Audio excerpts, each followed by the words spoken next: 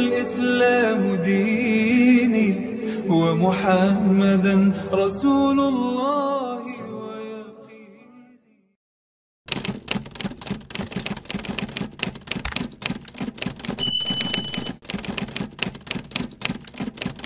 Assalamualaikum warahmatullahi wabarakatuh. Di video kali ini kita akan membahas tentang kisah Zulkarnain, sang penguasa perkasa, yang membangun benteng kuat penahan serangan Yajuj dan Majuj. Sebelum kita bahas lebih dalam tentang pembahasan ini, jangan lupa like, subscribe dan komen, serta hidupkan loncengnya terlebih dahulu, agar tidak ketinggalan video-video menarik lainnya. Sahabat Hikmah Corner, Zulkarnain digambarkan sebagai sosok yang perkasa. Banyak spekulasi beredar terkait sosok Zulkarnain, sosok yang membelenggu Yajuj dan Majuj, yang dalam Al-Quran dan hadits diriwayatkan akan muncul sebagai tanda-tanda datangnya kiamat. Sosok Zulkarnain disebut dalam Al-Quran Surah Al-Kahfi ayat 94 sampai ayat 95.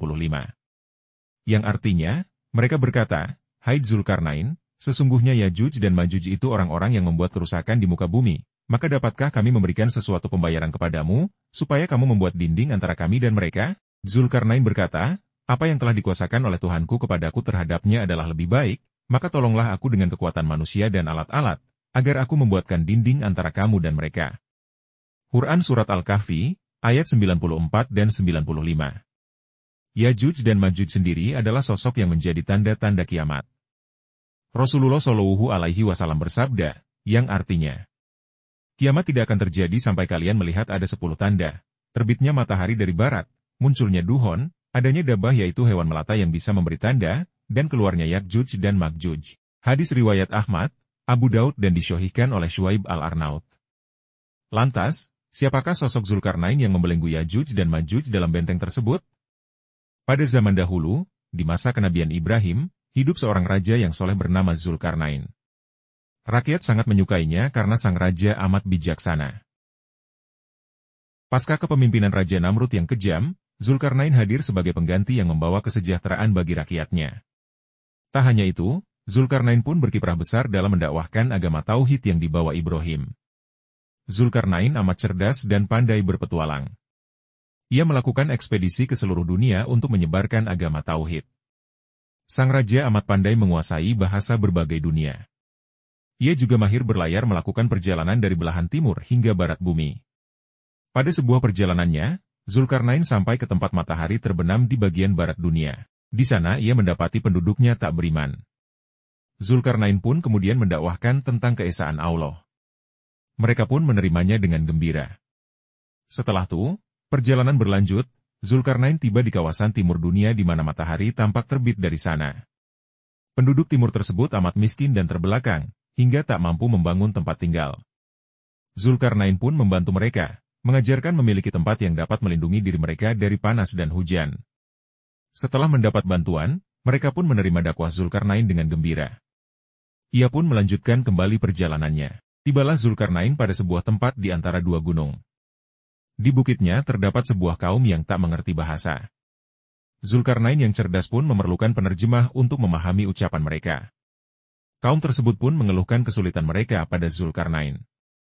Mereka selalu dilanda kemiskinan karena harta mereka selalu diambil paksa oleh kaum kejam bernama Yajuj dan Majuj.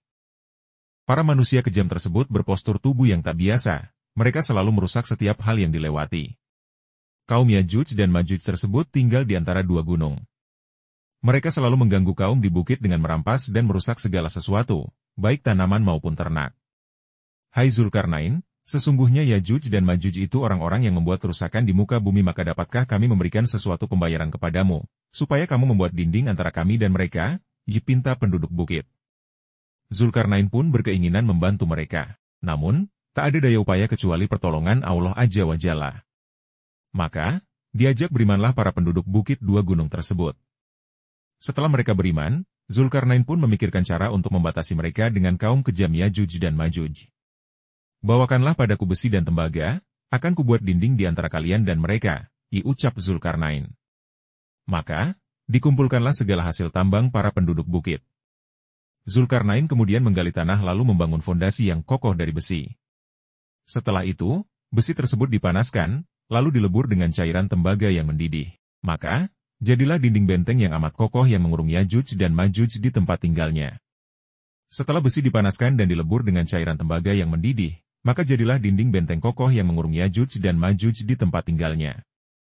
Melihatnya, penduduk bukit bersuka cita, mereka pun berterima kasih pada Zulkarnain.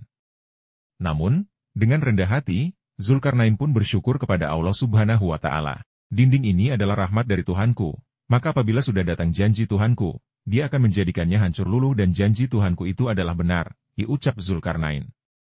Sementara itu dari balik gunung, Yajuj dan Majuj berusaha menembus dinding tersebut. Namun, tak satu pun dari mereka yang berhasil memanjatnya ataupun melubanginya hingga kini. Dikisahkan bahwa setiap hari sejak Zulkarnain membangun dinding ribuan abad silam, pemimpin mereka selalu mengerahkan rakyatnya untuk memanjat dinding tersebut. Namun, tak pernah membuahkan hasil meski dilakukan setiap hari hingga kini. Keluarnya Yajuj dan Majuj dari tempat mereka merupakan salah satu tanda datangnya hari kiamat. Sebagaimana ucapan Zulkarnain, jika Allah berkehendak maka amat mudah dinding tersebut hancur. Dengan upaya perobohan dinding tiap hari oleh Yajuj dan Majuj, mereka akan berhasil menembusnya saat menjelang hari akhir. Saat mereka keluar dari sana, jumlah mereka amat banyak. Mereka turun gunung bagaikan air bah. Tak ada yang mereka lewati, kecuali akan hancur lebur. Setiap tanaman dirusak, setiap jiwa akan dibunuh. Demikian, kekejaman Yajuj dan Majuj. Sahabat Hikmah Corner, itulah kisah tentang Zulkarnain tersebut yang terdapat dalam Al-Quran, Surah Al-Kahfi ayat 83 hingga 101. Adapun penjelasan lebih lanjut mengenai Yajuj dan Majuj terdapat dalam Surah Al-Anbiya ayat 96 dan 97. Dari kisah tersebut terdapat hikmah mengenai sikap bijaksana dan rendah hati pemimpin. Namun, pelajaran yang paling utama yakni mengingatkan kita akan hari kiamat. Dengan mengingatnya, maka bertambah rajinlah kita dalam beribadah. Yajuj dan Majuj benar adanya dan masih hidup hingga kini. Kemunculan mereka merupakan salah satu tanda hari kiamat. Hingga apabila dibukakan dinding Yajuj dan Majuj, dan mereka turun dengan cepat dari seluruh tempat yang tinggi. Dan telah dekatlah kedatangan janji yang benar hari berbangkit, maka tiba-tiba terbelalaklah mata orang-orang yang kafir. Mereka berkata, "Aduhai, celakalah kami, sesungguhnya kami adalah dalam kelalaian tentang ini, bahkan kami adalah orang-orang yang zolim." Quran Surat Al-Anbiya ayat 96 dan 97. Terima kasih telah menonton. Jangan lupa untuk like, subscribe dan komen untuk video-video inspiratif lainnya. Wassalamualaikum warahmatullahi wabarakatuh.